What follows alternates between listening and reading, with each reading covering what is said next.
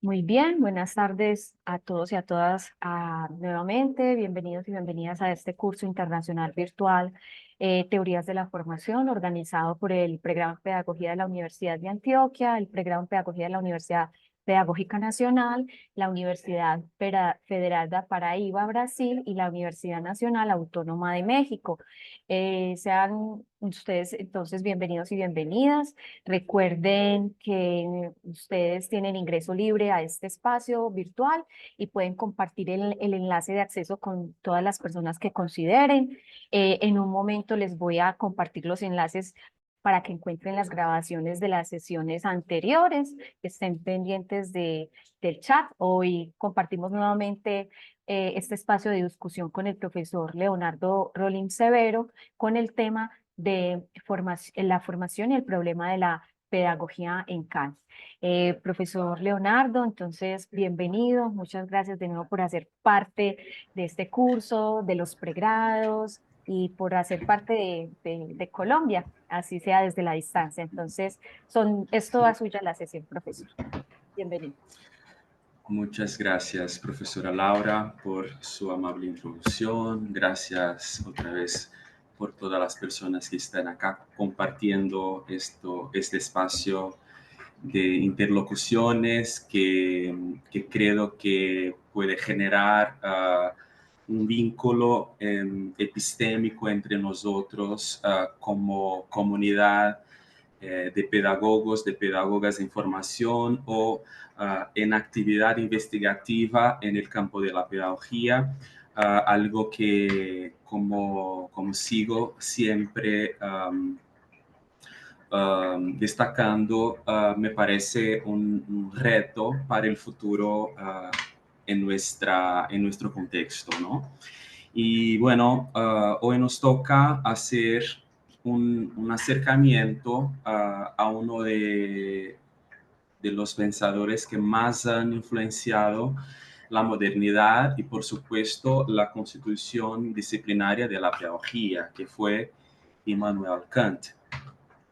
Probablemente su obra más conocida en el campo pedagógico es propiamente sobre pedagogía, pero aunque tengamos indicado parte de esta obra como lectura para subsidiar nuestra discusión en la tarde de hoy, se sabe que las reflexiones kantianas sobre los procesos educativos son más porosas y están presentes en toda extensión de su formulación filosófica, desde la crítica metafísica a la razón hasta las discusiones sobre la moral.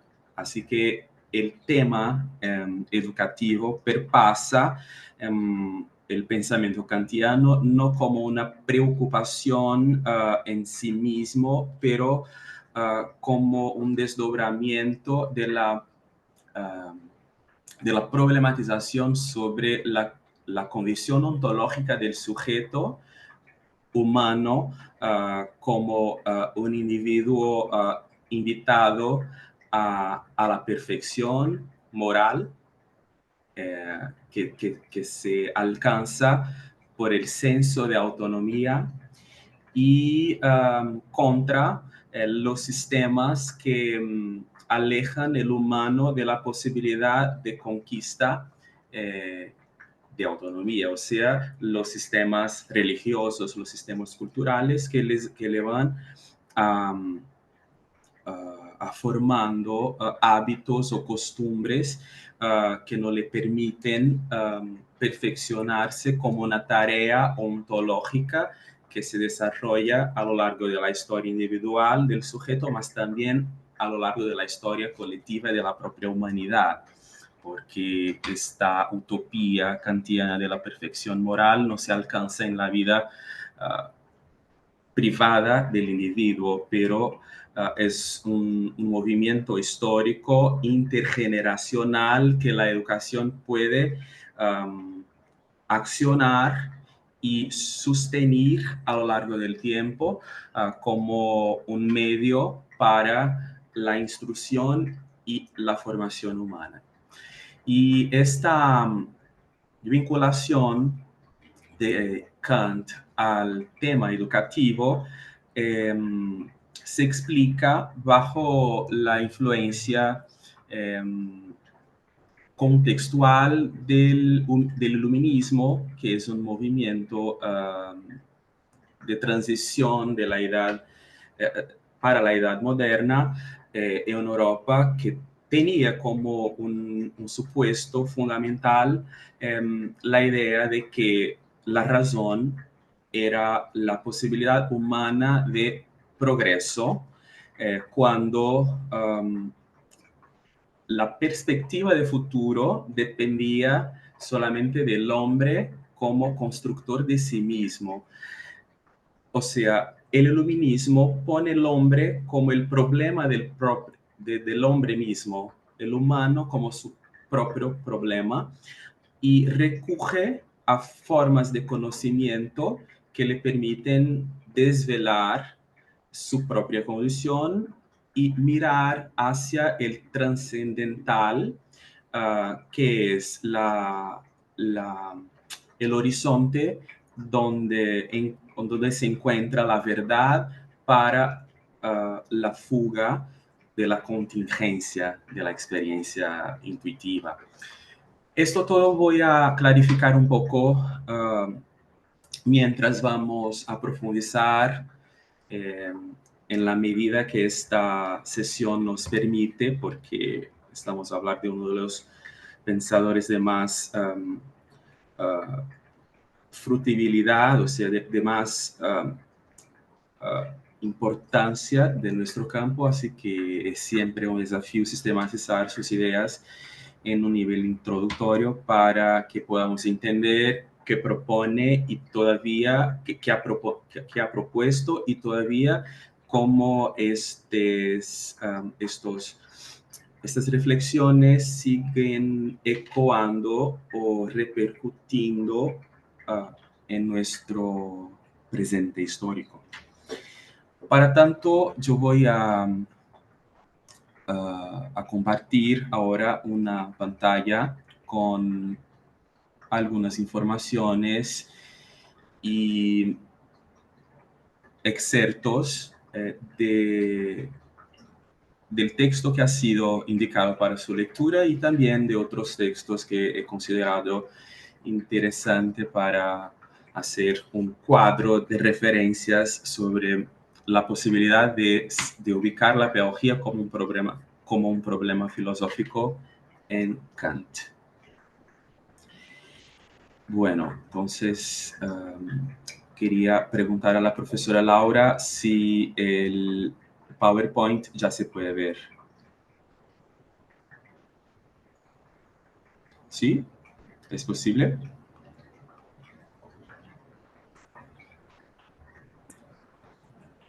¿Es posible ver el PowerPoint? Sí, gracias. Gracias, Lisette.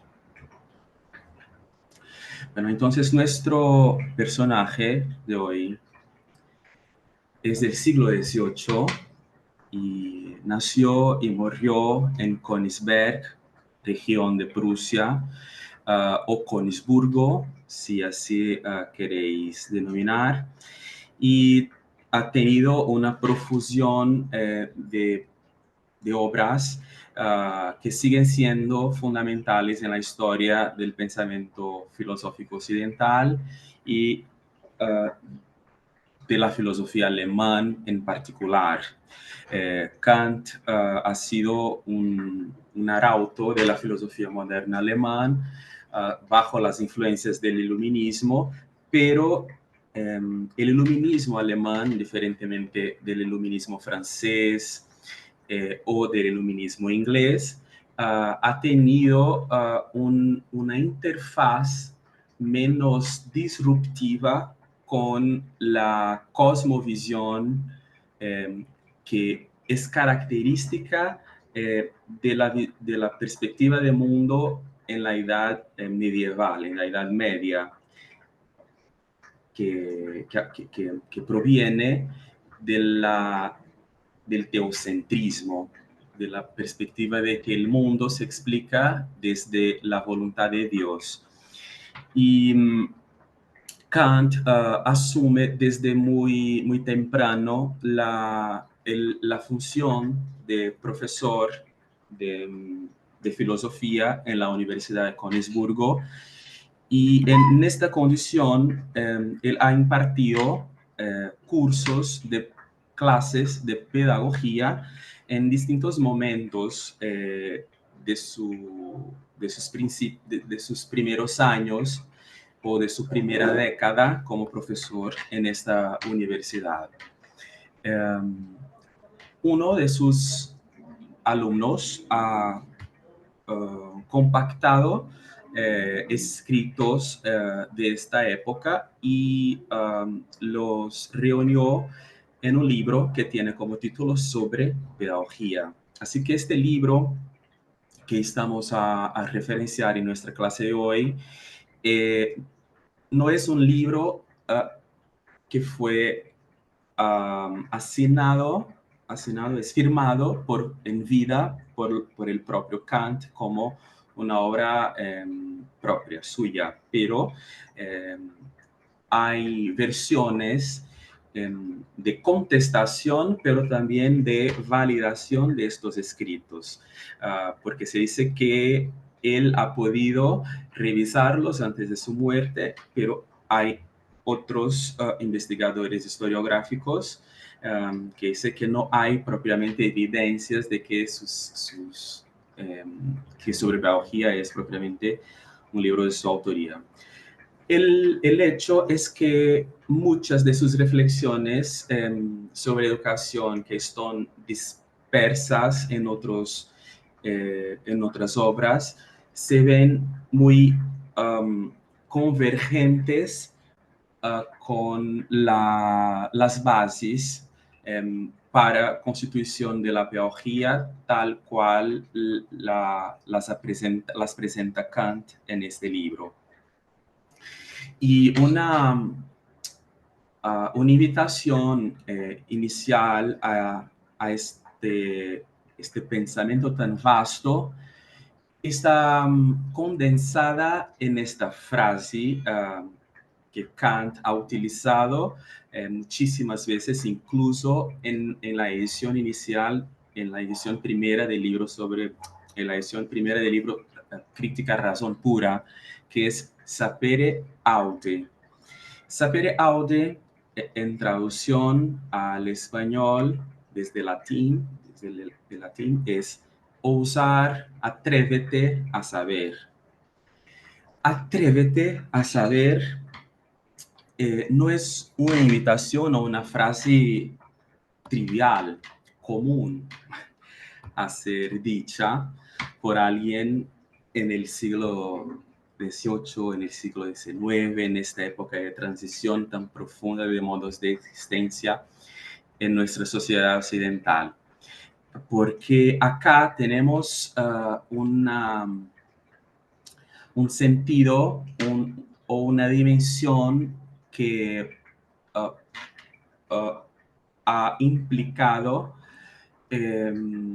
los filósofos modernos en la búsqueda por reconocer las propiedades humanas en la construcción de la base para una vida racional que pudiera proporcionar a este género humano, a esta especie, una evolución no estrictamente biológica, pero una evolución moral, porque es en el campo de la voluntad donde se manifiesta la libertad humana y ahí la capacidad de reflexionar, de ponderar, de establecer juicios sobre las cosas ante los principios universales o las propiedades universales que deben constituir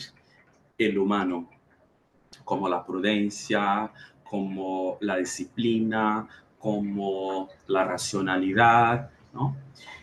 Entonces, esta es una frase muy representativa de esta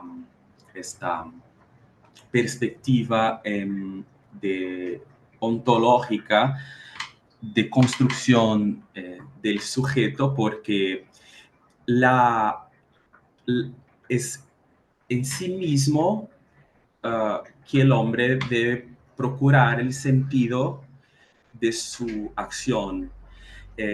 Sería infructífero pensar que hubiera en los hombres y en sus propias relaciones un, un sentido racional proposital, ¿no? Entonces, para quien quiera o desee comprender el hombre, descubrir, ¿no? Qué propósitos posibiliten el desarrollo de la historia como un plan, ¿no? de perfección humana. Kant nos dice que es necesario potencializar la realización máxima de las disposiciones originales uh, de la especie humana. Así que él defiende como una proposición primera la idea de que estas disposiciones se desarrollan bajo un fin. Esto quiere decir que hay un telos, una teleología en la naturaleza que si no la consideramos, causaría un juego de relaciones sin finalidad y donde debería haber una racionalidad, una razón, encontraríamos al revés una profunda desorden. O sea, el progreso que es inherente a la naturaleza humana como una consecuencia del uso de la razón modulada por el proceso del reconocimiento y disciplinamiento de la voluntad y que se orienta para la perfección, será mejor comprendido y desarrollado cuando encontramos las leyes que regulan, cuando encontramos el hilo conductor de la razón, ¿no? Bueno, y esta indagación inicial eh, nos acerca del poder educativo que Kant acredita a la pedagogía como una reflexión o una doctrina para la formación humana desdobrada desde la metafísica de los costumbres. O sea, la pedagogía en Kant tiene una relación muy fuerte con la moralidad, con la formación para la moralidad, con el campo del juicio práctico para el desarrollo de la moralidad. Entonces, cuando él nos pregunta cómo podríamos hacer felices a los hombres si no los hiciéramos morales y sabios, él nos está diciendo que no es posible la realización humana que está representada por esta idea de felicidad sin el proceso necesario de búsqueda por desarrollo de estas capacidades inherentes o naturales al humano, que no son naturales por haber sido expuestas por nuestro equipamiento biológico, pero por el uso de la razón ante nuestra voluntad. O sea, porque diferentemente de los otros animales, la naturaleza de estos animales está dada, pero la nuestra está construida y se construye bajo el control, el disciplinamiento de la voluntad y el rompimiento de los sistemas heterónomos o heteronómicos, o sea, estos sistemas de hábitos, de creencias, de costumbres que perversionan, que perverten estas capacidades humanas impedido el juicio racional. Porque aunque el ser humano esté acostumbrado a un conjunto de prácticas malas que son aprendidas y socializadas por la cultura, que luego vamos a entender que se condensan en el concepto de minoridad o minoridad pedagógica en Kant. El hombre está destinado a la razón como una de su disposición natural, ¿no? El hombre es la única criatura racional sobre la tierra y esta disposición natural solo puede desarrollarse en el hombre, no como individuo, pero como especie. Entonces, considerar que el hombre como una criatura dotada de facultades racionales favorece la práctica educativa porque permite la ampliación del uso de sus fuerzas más allá del instinto natural. ¿Y qué se puede decir de eso? Es que las tentativas, los ejercicios, lo que se enseña, hace uno progredir poco a poco de un grado de inteligibilidad al otro, situación que al final puede conducir el humano a lo que Kant llamaría de propósito de la humanidad, que es el grado perfecto de desarrollo de esta capacidad de juicio racional y moral. Así que la educación es en este horizonte el medio que favorece el progreso permanente. Y todos, la finalidad o el telos de todos los esfuerzos educativos necesita ser el de hacer cumplir el desarrollo de las disposiciones naturales del hombre. Y si esto no se pasa, el hombre no sale de su naturaleza infantil. Acá la adjetivación infantil conlleva un sentido muy pejorativo de incapacidad de afirmarse como sujeto autónomo, por lo tanto como un sujeto dependiente de fuerzas externas o un sujeto completamente sumiso a sus propias pasiones o a su propia voluntad. En esta pantalla utilizo de dos inserciones de Kant donde él nos dice que la razón humana en un cierto dominio de conocimientos tiene el singular destino de encontrarse atormentada por preguntas que no puede evitar, porque le son impuestas por su naturaleza. ¿Cuál es la naturaleza humana? Es el uso de la razón para el control de la voluntad, pero a las que tampoco puede dar respuestas porque exceden completamente sus posibilidades. Y luego, él nos dice que una metafísica de las costumbres es pues indispensablemente necesaria, no solo por razones especulativas, para investigar la fuente de los principios prácticos que residen a priori en nuestra razón, sino también porque las mismas costumbres están sujetas a todo tipo de perversiones cuando carecen de este hilo conductor y de esta norma suprema de su juicio exacto, ¿no? Lo que Kant quiere decir con esto es que conocer el, los designios de la naturaleza, desarrollarlos es hacer con que el sujeto pueda sacar de sí mismo lo que está más allá de la ordenación mecánica de su existencia animalesca, favoreciendo condiciones para que su finalidad ontológica sea concretizada por medio de su propia razón, o sea, libre del instinto.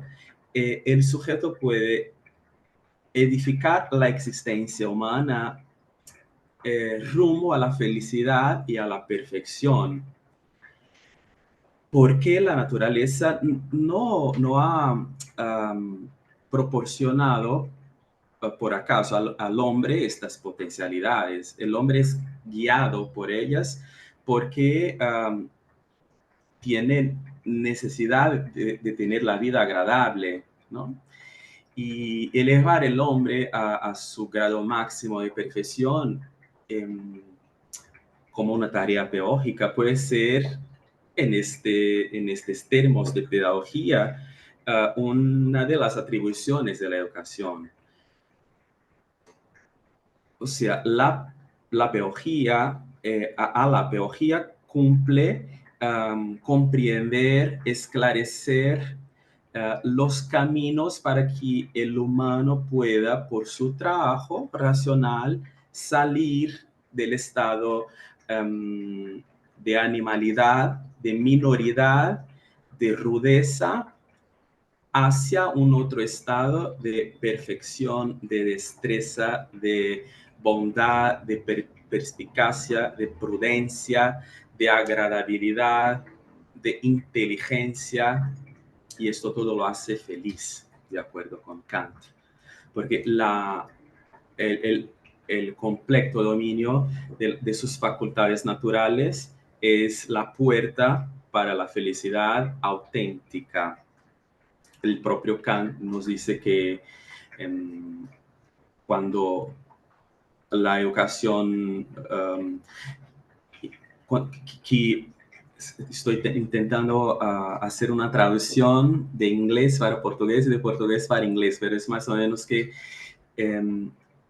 las generaciones van a poder tener la felicidad si en la línea de sucesión generacional las anteriores pudieran edificar y participar de este proceso constructivo. Entonces él atribuye un sentido muy, muy potente al proceso educativo como una apuesta moral, ¿no? Como un designio, algo que se conquista como un presente o una herencia de una generación para otra en este intento de progreso, ¿no? Bueno, en esta otra inserción que ha sido extraída sobre pedagogía, Kant nos dice que en la educación el hombre debe, por lo tanto, ser disciplinado. Disciplinar significa procurar evitar que la animalidad dañe el carácter humano, tanto en el individuo como en la sociedad. Por lo tanto, la disciplina consiste en domar el salvajismo y ser culto. La cultura incluye la instrucción y diversos conocimientos. La cultura es la creación de capacidad y esta es la posesión de una capacidad compatible con todos los fines que perseguimos. Por lo tanto, no determina ningún fin en sí misma, sino que deja este cuidado a las circunstancias. Esta idea es interesante porque cuando hay un libro, el más conocido de Kant, que es Criticar la razón pura, donde él establece una distinción entre dos tipos de leyes, las leyes prácticas y las leyes naturales. Las leyes prácticas son aquellas que se aplican a la voluntad, o sea, a cómo las cosas deberían ser a priori. Y la ley natural a cómo las cosas a cómo las cosas son, o sea, La razón práctica es una forma de pensar un sistema de principios o de normas que ofrezcan o que se preocupan, ¿no? Eh, se preocupan acerca de cómo desde la empiria o desde la experiencia es posible relatar, describir, conocer casos particulares, ¿no?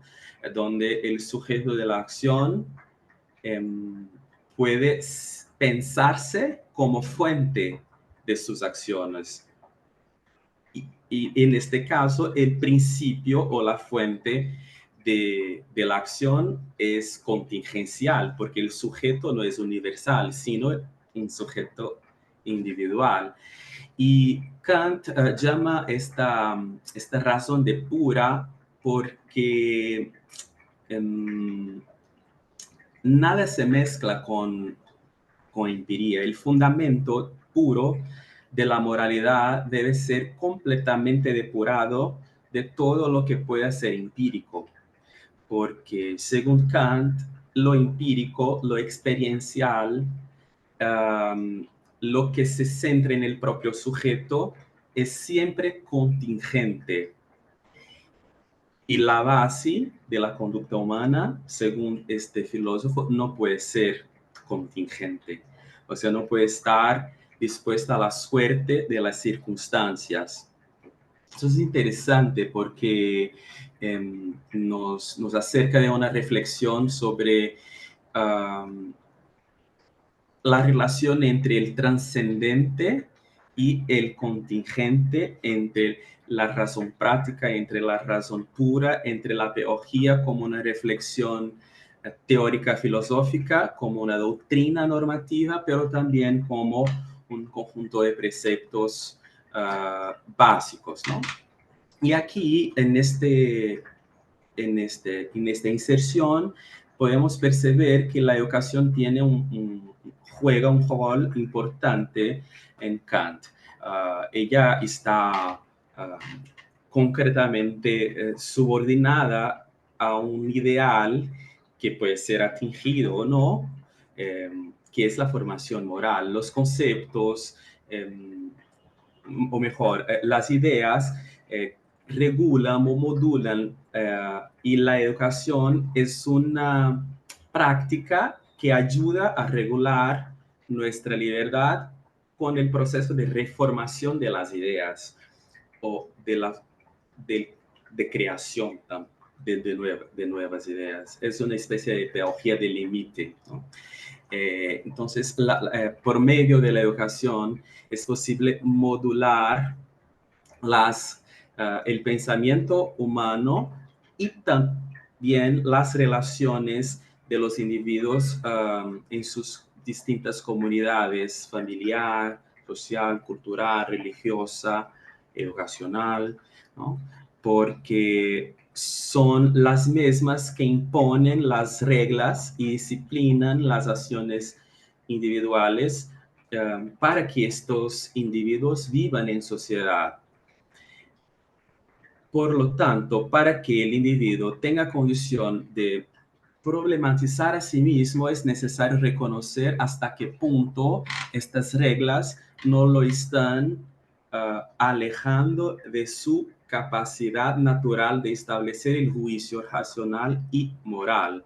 O sea, la religión, la cultura, los hábitos familiares son en Kant son motivos explicativos de la minoridad, porque el hombre viene al mundo en un estado bruto y necesita ser construido para vivir en sociedad. Él no tiene capacidad de transformarse por sí solo y en este proceso es fundamentalmente necesario la participación de un otro con quien sea posible establecer relaciones de sociabilidad.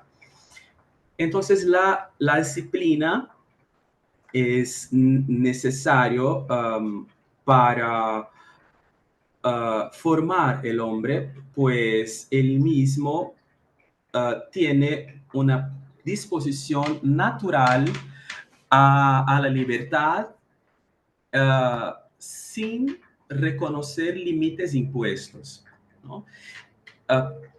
Razón por la cual sería difícil adecuar este humano después de adulto, refreando sus caprichos, tanto caprichos que han sido aprendidos por medio de la repetición del hábito, como los caprichos inherentes a su propia especie. En este libro sobre pedagogía, en la parte de la pedagogía de la educación práctica, Kant utiliza las alegorías infantiles para decir que muchos de los adultos no han, son todavía infantes porque lidian con la frustración como el niño lida con el llanto, que es cry, no sé cómo se dice eso en español. A ver, un instante. Déjame procurar.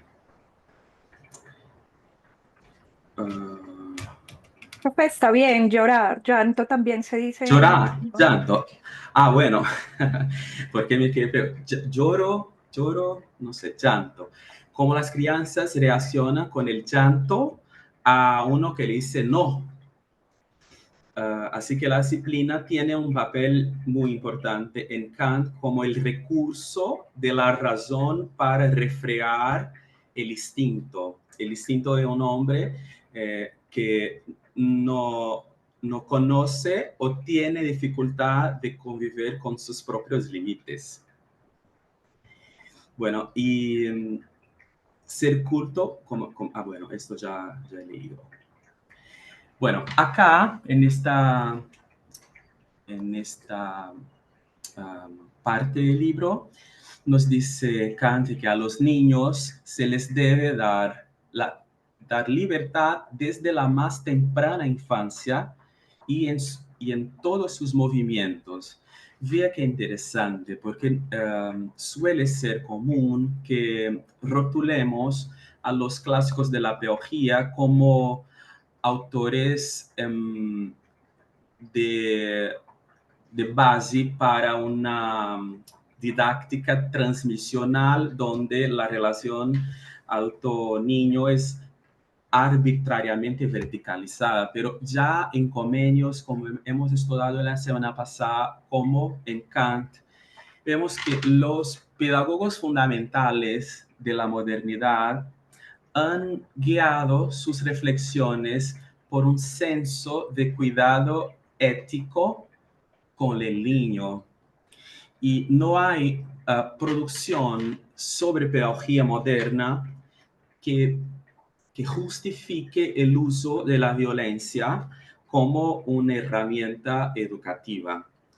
Así que esta asociación que se hace entre la escuela tradicional,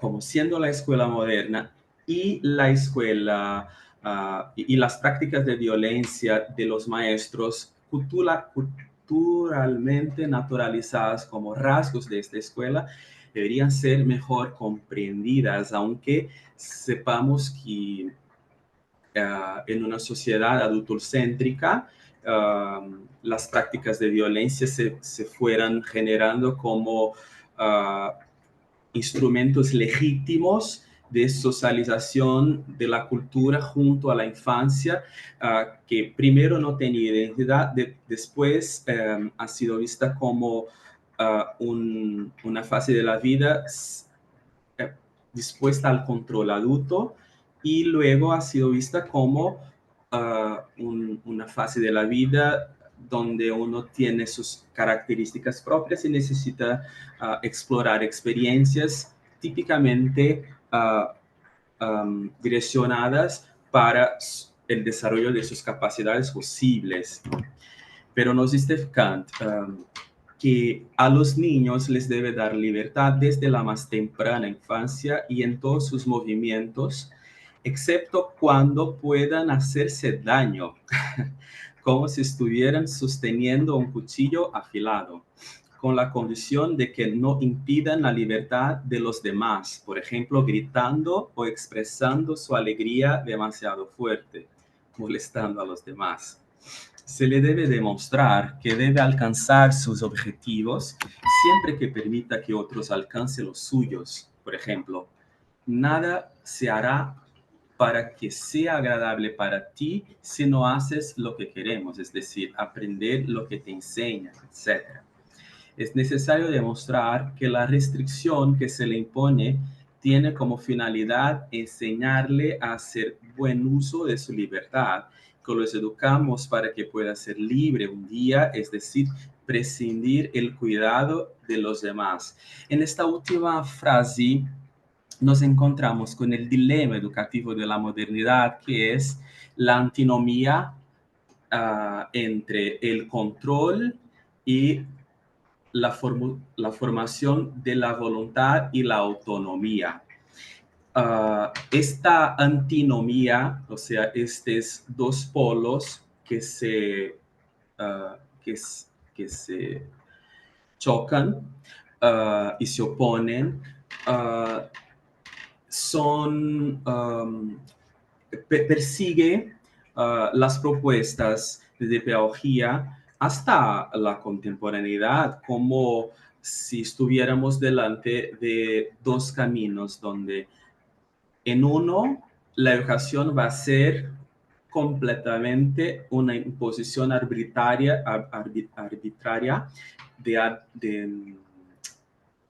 de capacidades que son modeladas fuera del sujeto y por él asumidas. O sea, en esta perspectiva hablamos de educación como información, o sea, asumir una forma para que otro la vea como quiera.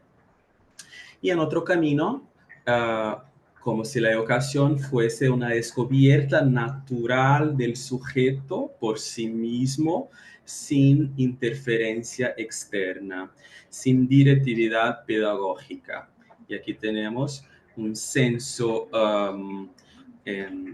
sujetista que pone la pedagogía como una pragmática de lo que le interesa al sujeto aprender fuera de la reflexión más amplia sobre qué es que la sociedad convenciona y socializa por medio de los distintos medios educativos para impactar experiencias de aprendizajes que generen determinados rasgos típicos en el ciudadano que le inserte en una comunidad culturalmente cohesa.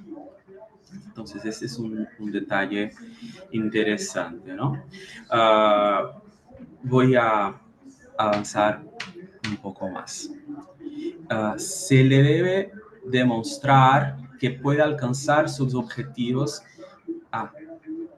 Quiero frisar este final de que prescindir del cuidado del demás es interesante porque, mira, el filósofo Kant en su estudio fue enfatizando en distintos momentos, incluso muy fuertemente en este libro, que es una responsabilidad de los adultos desarrollar en los niños los principios de la moralidad, de la disciplina, para que ellos puedan vivir en una civilización donde la salvajería o la barbarie sea sustituida por una comunidad social. Y para esto, él deja claro que la libertad necesita ser ejercida de forma que conlleve el sujeto a refletir sobre sus acciones morales, pues es en la infancia donde la moralidad empieza a ser trabajada en las relaciones entre pensar, accionar y sentir, ¿no? En este sentido, vamos a destacar que desde la infancia, las crianzas, los niños deben percibir la libertad con responsabilidad, de evidenciar que pueden conseguir sus objetivos y que la la intervención adulta se hace necesaria para que esta libertad, que es intrínseca al humano por su condición creativa o creadora de sí misma, eh, sea usada de forma coherente con los principios de la moralidad, ¿no? Y acá es interesante decir que Kant nos trae una idea de que esta educación en un sentido público es la mejor forma de alcanzar una sociedad que en el futuro sea civilizada sin la barbarie de la ignorancia. Y este pensamiento tiene mucha fuerza porque no se piensa acá en una educación para un grupo de personas o para una casta. Es una educación para todos, porque todos los humanos testan sus límites y sus fuerzas y pueden ver cuántos son capaces de reaccionar autónomamente ante lo que es impuesto por los demás. Y acá nos llegamos a la pedagogía como un problema filosófico en Kant. Yo reconozco a Kant como el primer gran pensador de la modernidad que ha tomado la pedagogía como un problema filosófico. ¿Qué quiere decir esto? Que él ha recogido una problematización que conjugó, que vinculó argumentaciones epistemológicas, ontológicas y metodológicas para ubicar la pedagogía como una forma de conocimiento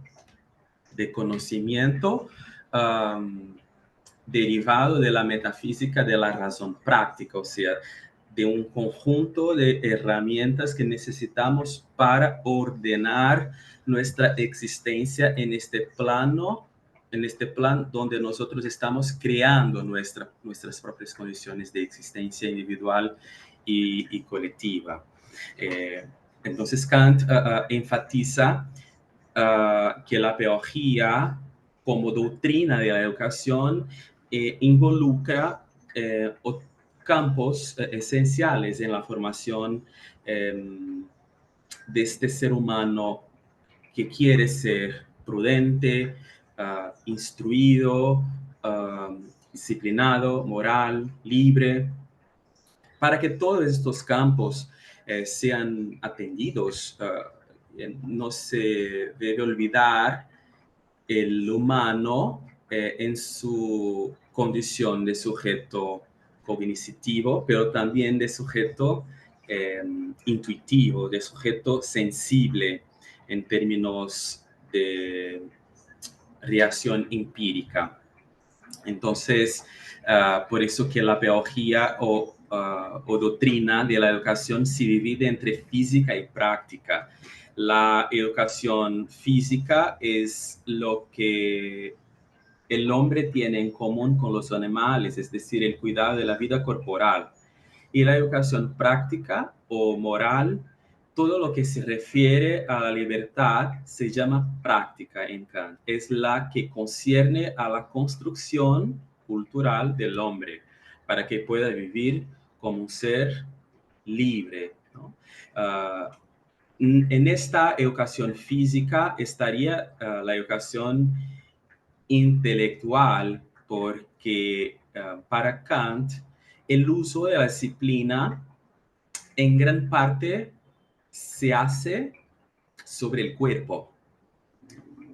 Y de acuerdo con el pensador, la educación práctica sería, por su vez, la educación moral, porque se hace necesario que el sujeto pueda vivir de forma libre, aceptándose como miembro de una comunidad y reconociéndose como un individuo en proceso de perfeccionamiento continuo,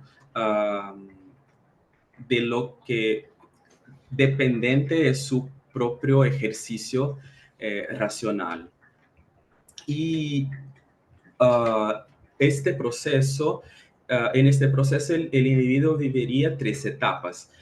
La instrucción, o lo que en la traducción por brasileña se llama de cultura escolástica, donde el sujeto valoriza a sí mismo como partícipe, la formación de la prudencia, la formación moral y la formación moral, ¿no? que le imprime un sentido de sujeto que entiende los derechos y deberes e impactos de su acción. Entonces, la educación moral sería el punto máximo del proyecto pedagógico, por así decir, en Kant, porque para el filósofo no hay moral sin una razón desarrollada. Así que la razón necesita ser desarrollada para que sea posible trabajar la educación moral. Así que la educación intelectual conlleva a la educación moral. Avanzamos más un poco, cuando Kant nos dice que si queremos solidificar el carácter moral de los niños, es urgente seguir lo siguiente. Es necesario enseñarle de la mejor manera, con ejemplos y reglas, los deberes que debe cumplir. Estos deberes son los habituales que los hijos tienen hacia sí mismos y hacia los demás. Se deducen de la naturaleza de las cosas. Cuando la posibilidad de desarrollo de estas capacidades humanas es interdictada, el individuo no transita de la minoridad para su mayoría pedagógica. Y acá Kant nos lleva a pensar en un concepto de minoridad como incapacidad de juicio, de coraje del propio sujeto, de desvincularse de los hábitos o de las costumbres que le dejan en la ignorancia. Pero, ¿qué es minoridad? Es una condición cronológica. ¿Cuáles son los criterios para que sepamos que un individuo es o no más grande o pequeño? El concepto es muy, muy largo, es una perspectiva muy larga. Acá vamos a delimitar muy sencillamente en Kant que la minoridad sería la incapacidad de se servir, de uno servirse de la razón, del entendimiento del mundo sin necesitar de la tutela o de la ayuda de las personas. Por lo tanto, salir de esta minoridad sería ejercer el pensamiento autónomo, por lo cual el hombre pone a sí mismo lo que es y debe hacer y conocer a sí mismo para efectivamente tratarse como una potencia, como algo que puede vir a ser.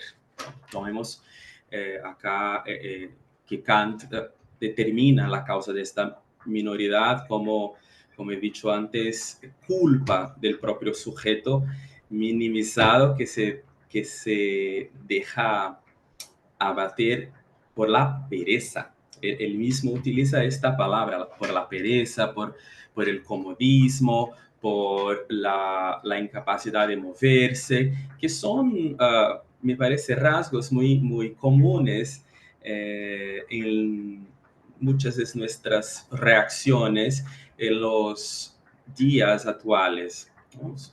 Una idea que Kant ha desarrollado a más de 200 años, me parece bastante actual. Al final, esta situación de minoridad que es causada por una comodidad o una incapacidad del humano de decidir por el uso de la razón, perfeccionarse, salir de un estado donde su potencia no se desarrolla para otro, donde esto se torna posible, es hoy facilitada por nuestras relaciones capitalistas en una sociedad hiperliberal, ¿no? ¿Qué son estas trabas, se puede decir así hoy? Como Kant en el pasado ha juzgado la religión, hoy podríamos decir que la media, los contenidos que nos llegan por el mass media, hacen con que con las personas no logren pensar más allá de lo que se les presenta, ¿no? Yo considero que el flujo de informaciones en los ciberespacios tiene por sus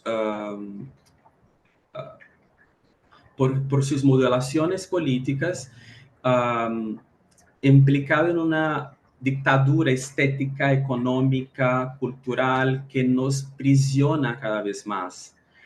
Y debemos pensar en esto como un vicio, como Kant nos haría pensar, como un vicio de lo cual dependemos y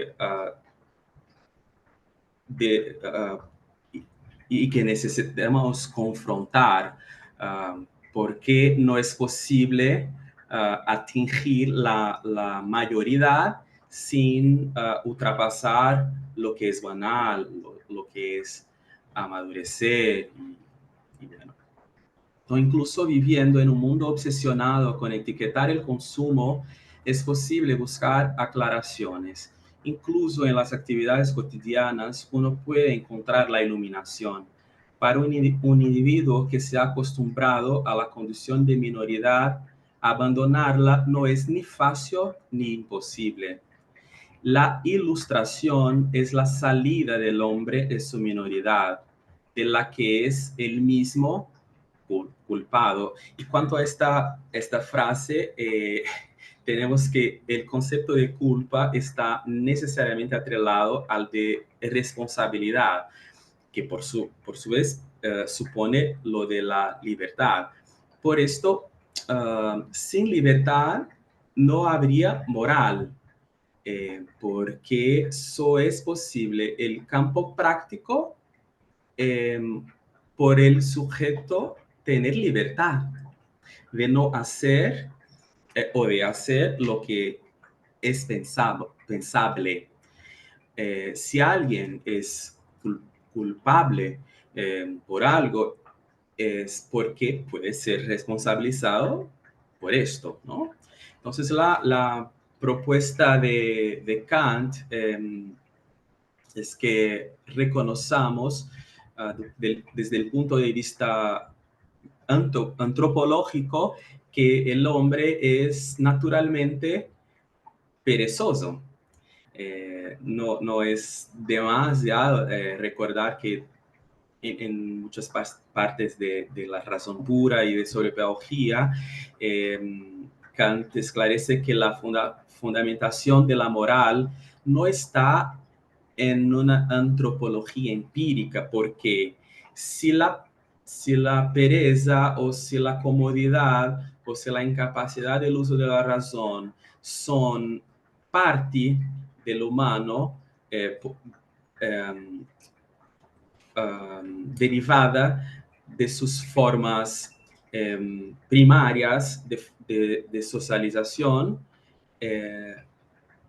no es posible extraer del estudio de la cultura los referentes para reformar este humano, porque es necesario acceder a la razón pura, o sea, a las aclaraciones de la vida que tienen un sentido universal, que no se ven contaminadas por los sentidos intuitivos, por las voluntades personales, por los desvíos ideológicos que se imponen sobre los humanos y constituyen formas de dominios de su pensamiento, ¿no? Bueno, pasamos un poco más. Y acá tenemos una inserción sobre el maestro que conlleva la responsabilidad de movilizar esta pedagogía como su artefacto para búsqueda de sentido sobre su hacer. Se espera que un maestro forme en sus oyentes, en primer lugar, al hombre que entiende, luego al hombre que razona y finalmente al hombre sabio. No debe aprender pensamientos, sino aprender a pensar. No debe ser guiado, sino conducido. Si ha de ser capaz en el futuro de caminar por sí mismo, ¿no? Acá tenemos claramente el principio de la autonomía como el elemento básico de la constitución del sujeto ético, que el sujeto que fue capaz de construir la moralidad bajo la razón, ¿no? Entonces, en la autonomía está la posibilidad de consolidación del ser humano como tal en su dimensión racional, pero también en su dimensión sensible, que es la dimensión de la voluntad, de los deseos, de tal forma que la razón puede ser una herramienta soberana para esclarecer y llevar el hombre a su mayoridad, por posibilitar pensar por sí mismo según las claves morales. En la educación práctica o también la educación moral son los términos equivalentes. El proceso pedagógico se nortea en tres tipos básicos del agir humano, de la acción humana: la habilidad, la prudencia y la moralidad, ¿no? Entonces, estos imperativos van a encontrar apoyo en una pedagogía que define el hombre como un sujeto con disposición natural para la perfección. Así que habilidad, prudencia, como disposición técnica y pragmática del humano, son principios que implican una acción contingente, que en este caso siempre será medio para que se alcance algo. Y la habilidad transmite el saber técnico que se extrae, que se deduce de aquellas capacidades que permiten a los hombres concretar intenciones posibles, realizando logros con base en sus propias voluntades para obtener fines propuestos, ¿no? Pero es necesario decir que aunque la habilidad ejercite la calidad del hombre para el alcance de sus objetivos. No es suficiente ejercitar para él la determinación de las escuelas, de las elecciones, de sus fines y dirigirse a la moralidad. Así que la educación no puede ser meramente tecnicista, porque puede reducir el hombre a una forma de acción mecanizada, donde él estaría restrito a sus propias habilidades y no a la capacidad de potencializarlas por medio de la razón.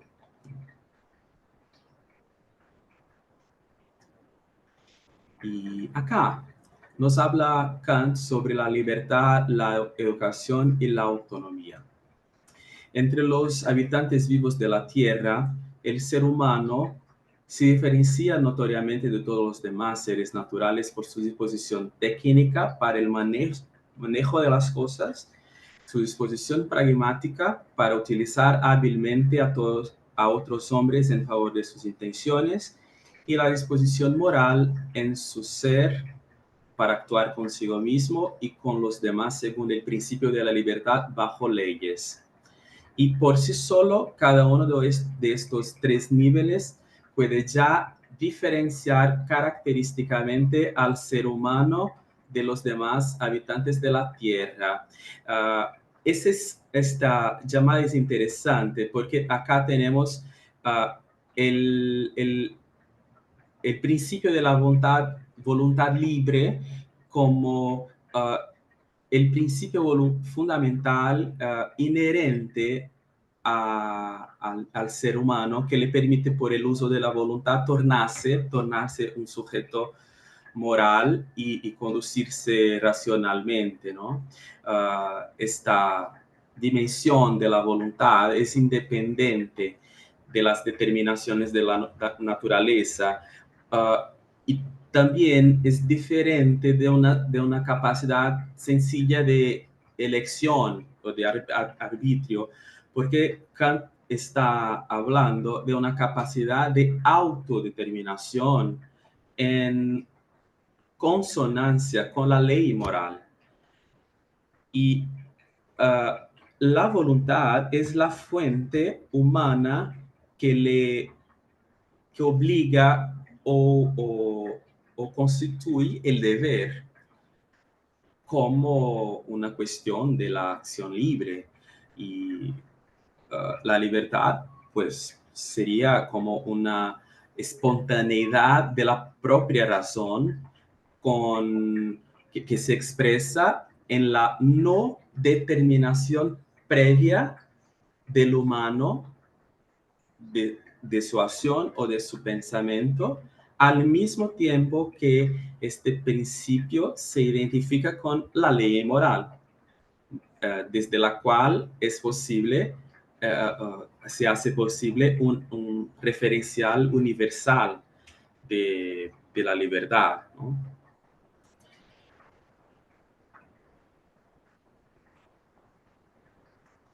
Y llegamos a un lugar para la pedagogía donde Kant la representa como una apuesta, una forma de búsqueda o más de una forma de búsqueda, una pista, una aclaración que nace del deseo humano de encontrar posibilidades para tornar este proyecto de formación para la autonomía posible. Y esta formación tiene como fin una sociedad cosmopolita, perfecta, feliz, ¿no?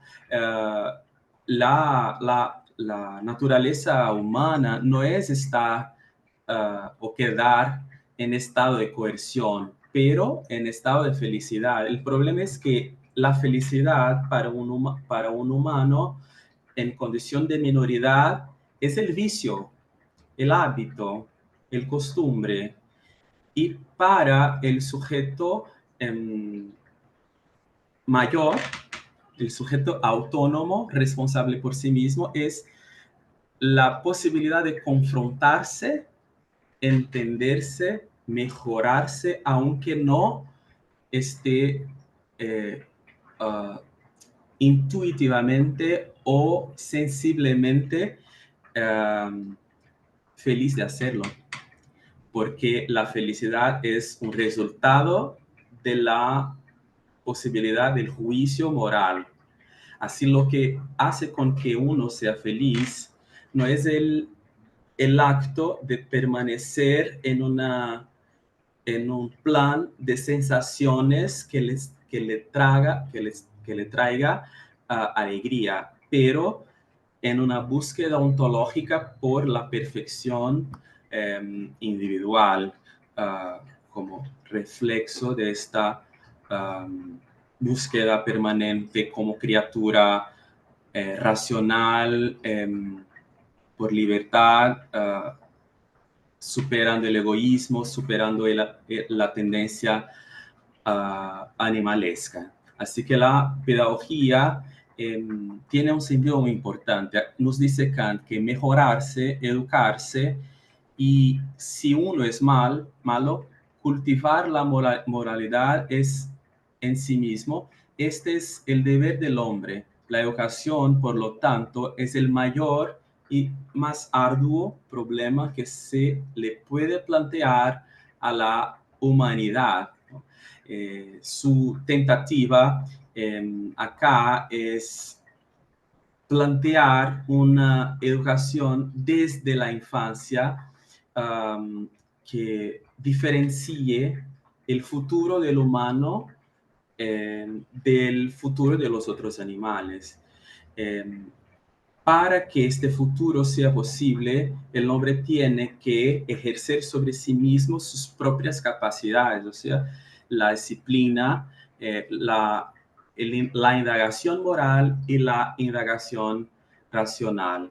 Porque si para los hombres la disciplina representa el medio que le impide de desviarse de su destino a la perfección de su propia humanidad, para los animales la disciplina, según Kant, sería necesaria porque ellos son poseídos de instintos y por lo tanto ya son todo lo que deberían ser. En el caso del hombre, la disciplina es al mismo tiempo negativa y necesaria. Negativa porque le trae insatisfacción momentánea, pero necesaria porque le saca desde la salvajería en dirección a la humanidad. Y en este proceso la instrucción es parte positiva, es la parte positiva de la educación que garantiza a la especie humana el cumplimiento de su finalidad, que es llegar a un estado mejor en el futuro. Sería necesario cuidar de la disciplina y de la instrucción para que, si descuidadas, no permitan a los hombres continuar en este estado de brutalidad, de salvajería. Así que la perfección de la naturaleza humana sería la finalidad de cada generación, y la pedagogía sería esta herencia que una generación puede disponer para otra generación como un tesoro para perfeccionar constantemente el humano en la dirección de la humanidad. Este entusiasmo de Kant sobre la pedagogía es una especie de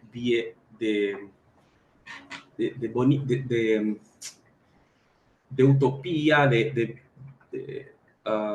bello sueño, ¿no?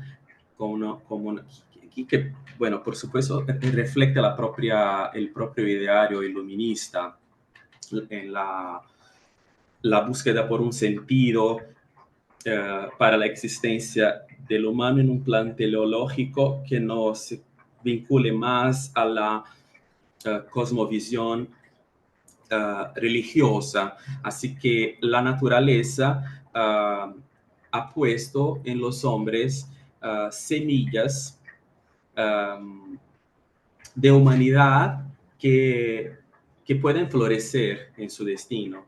Y cabría a la pedagogía direccionar la educación para cultivar estas semillas de modo que puedan dar buenos frutos, ¿no? En términos generales, y acá vamos haciendo una síntesis de esto todo, la responsabilidad por la educación que se le atribuye al propio individuo como sujeto de sí mismo es derivada de consecuencias maléficas o benéficas que pueden provocar en la vida de las generaciones futuras. Esta dimensión ética del proceso educativo significa que los conocimientos producidos por la especie humana tienen que contribuir para desarrollar estas disposiciones naturales como la vocación humana para la moral, la razón, para la libertad, y la pedagogía en su desarrollo no debe contentarse con esquemas mecánicos o tecnológicos, pero basarse en una actitud científica o racional, que ordene la acción hacia esta finalidad.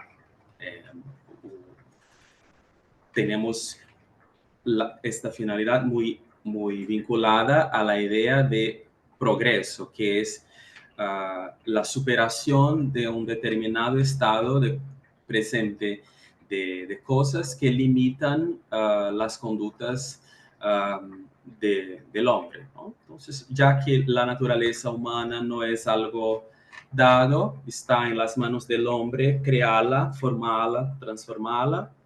Dado que el hombre es el único responsable por esto, se ve acá en Kant la posibilidad de una pedagogía como una forma de saber que interpreta el humano y es capaz de conducirlo a un plano o a un plan de libertad que se concretiza a lo largo de la historia de nuestra especie. Bueno, ¿les gustaría de proponer un diálogo partiendo de sus cuestiones? Yo estoy muy disponible para, partiendo de lo que puedo, clarificar o profundizar cualquier aspecto que les parezca interesante. Muchas gracias. Hasta aquí. Y profesora Laura, te pido por favor que haga la mediación.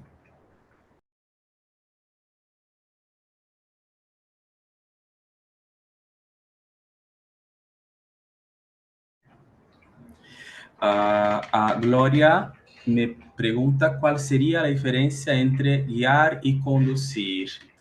Bueno, a lo mejor esta diferencia es idiomática, es que se supone que la guía es más un proceso heteronómico, o sea, que depende más de un sujeto externo, mientras la conducción depende de una extracción de algo del sujeto para que uno sea capaz de modular, ¿no? Entonces creo que es una cuestión idiomática en este sentido. Al hablar de educación, ¿se limita al concepto de la escuela o puede referirse a otros escenarios y relacionamientos? Nos pregunta Diego Patiño Salazar.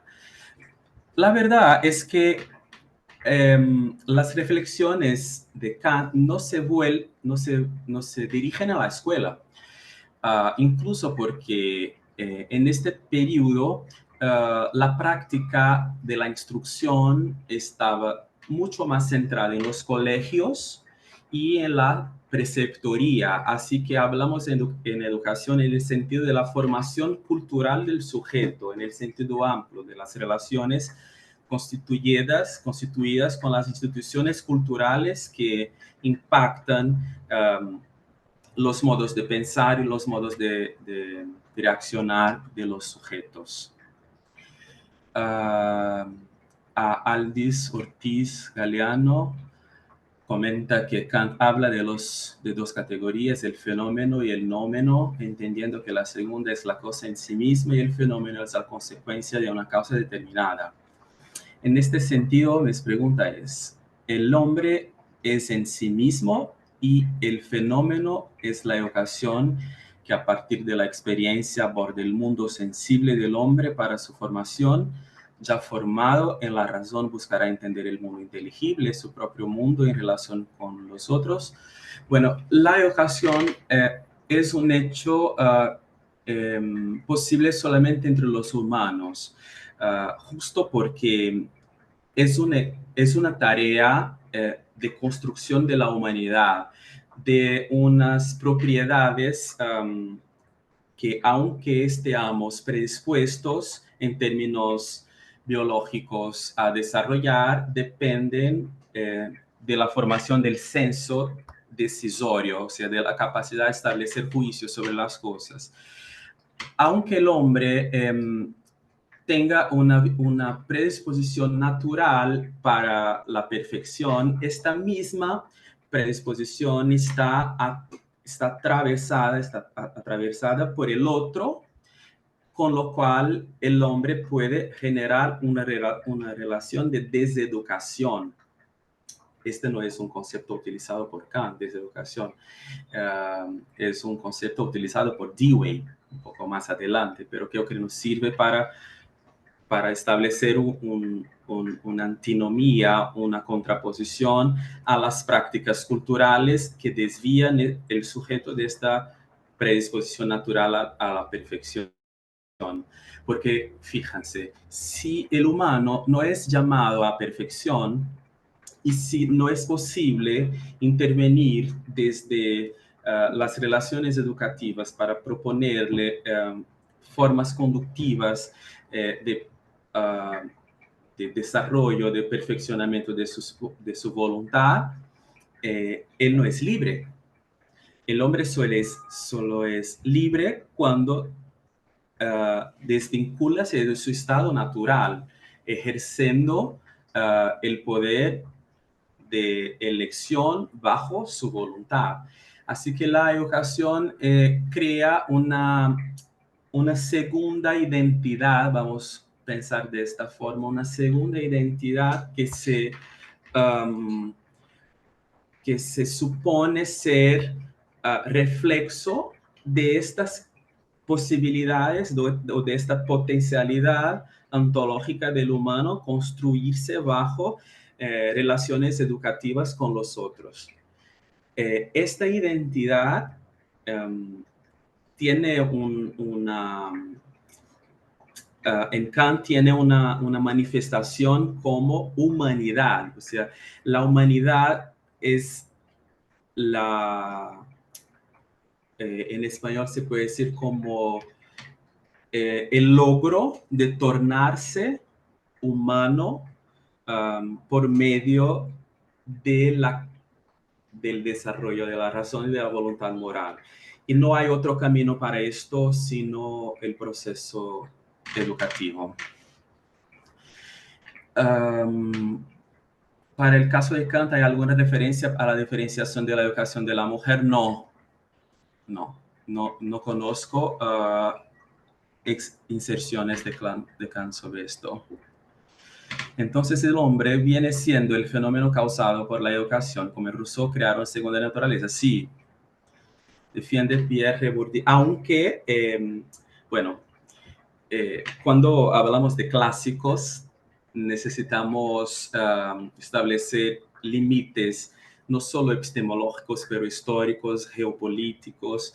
Como he dicho en el inicio de la clase, el iluminismo francés tuvo rasgos más radicales que el iluminismo alemán.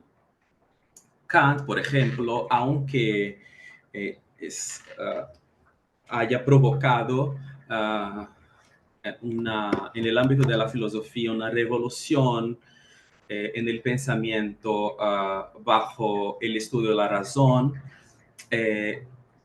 sus entradas cosmovisionistas son motivo de cuestionamientos entre sus estudiosos. Así que no es posible decir con consistencia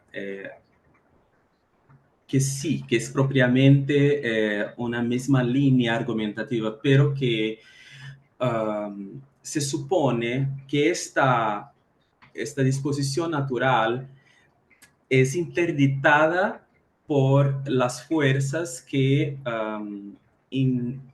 impiden el pasaje de la minoridad para la mayoría. Pero en Rousseau lo que vemos es la búsqueda por el desarrollo de las capacidades humanas, por educación mucho más abierta en medio natural, donde el adulto se prescinde de una conducción más directiva para que el niño pueda explorar bajo sus propias formas intuitivas el mundo que la naturaleza le dispone.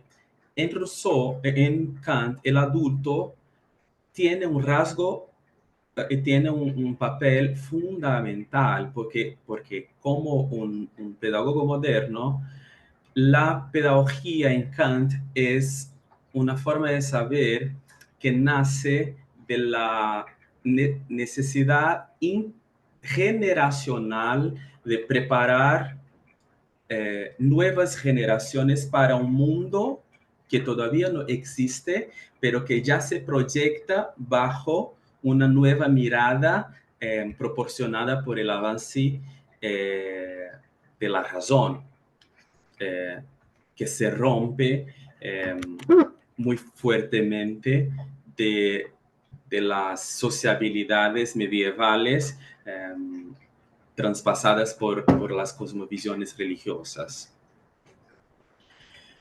Difiere Pierre Bourdieu de Kant en el concepto de campos en una concepción formativa.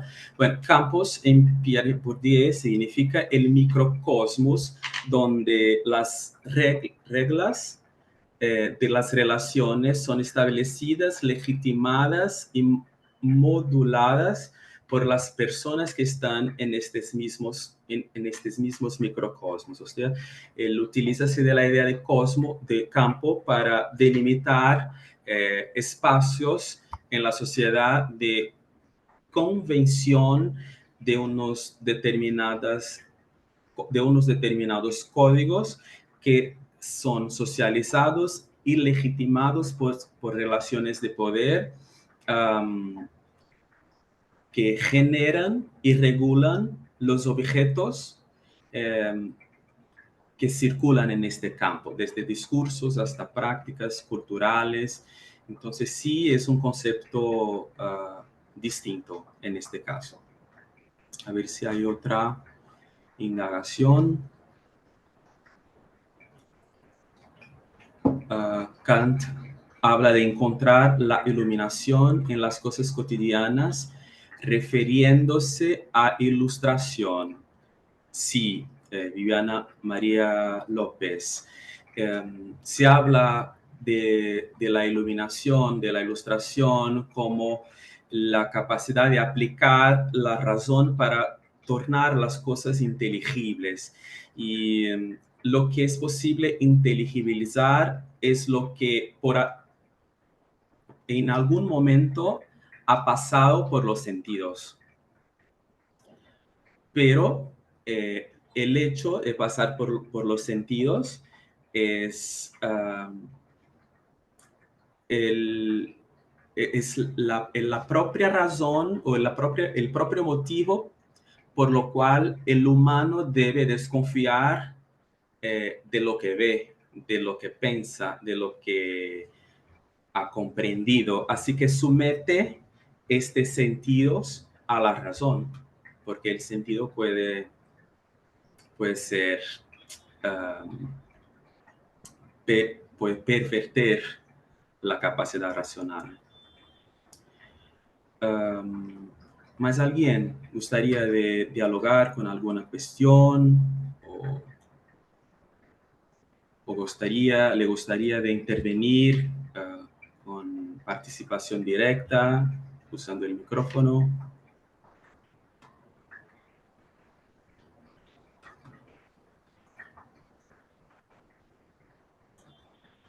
No. Bueno, entonces creo que podemos hacer nuestras consideraciones finales y cerrar nuestra clase que sigue, ¿no?, en las próximas semanas con otras interlocuciones, otros acercamientos sobre esta producción de sentido para una categoría tan estructurante de la pedagogía, que es la idea de formación. Acá en Kant tenemos la formación como la posibilidad de alcance de la humanidad, como el desarrollo principalmente de tres capacidades intrínsecas al humano, que es la prudencia, el conocimiento o razón y la libertad. Para el desarrollo pleno del humano, para su formación hacia la humanidad, es fundamental el desarrollo de la razón, que es la facultad de los principios, el principio de los conocimientos, el principio de poner estos conocimientos como lentes de interpretación y de normatización de la vida práctica. Y la educación puede ser uno de los mecanismos que proporcionan estos desarrollos. Y la pedagogía como una doctrina educativa se desarrolla o se movimenta bajo principalmente la cuestión de si la ética puede ser enseñada como una herencia para formación del sujeto que cultural, históricamente, histórica y colectivamente puede participar del proceso continuo de perfeccionamiento de la especie. Tenemos acá una utopía que pone Kant en el sentido más esperanzoso de una educación que transgrida la barbarie y inaugure un tiempo de felicidad que se ancla en la capacidad humana de producir una vida plena, una vida buena, una vida donde la razón sea un instrumento o una herramienta de búsqueda por los mejores caminos que disminuyan las probabilidades de tristeza, de infelicidad, de no realización, ¿no? Bueno, es un poco de lo que he pensado en dialogar con ustedes. Muchísimas gracias a ustedes por estar con nosotros en esta tarde. Que esta clase tenga esclarecido, ¿no?, que en el sentido figurativo el lado salvaje, bruto del hombre se puede civilizar por medio de la disciplina en Kant y que la libertad es el fruto del uso de la disciplina con coherencia, de modo que ella pueda potencializar el pensar y inhibir la acción que no colabora con el desarrollo de la prudencia, de la moralidad, de la razón humana, ¿no? Que son los tres elementos estructurantes de la formación del individuo disciplinado, instruido, que construye su identidad, tornándose una criatura noble de sí misma. Esto nos invita a pensar Kant.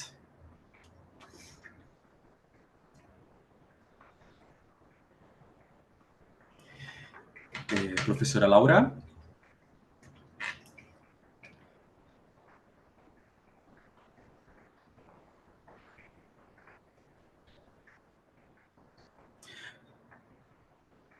Ok.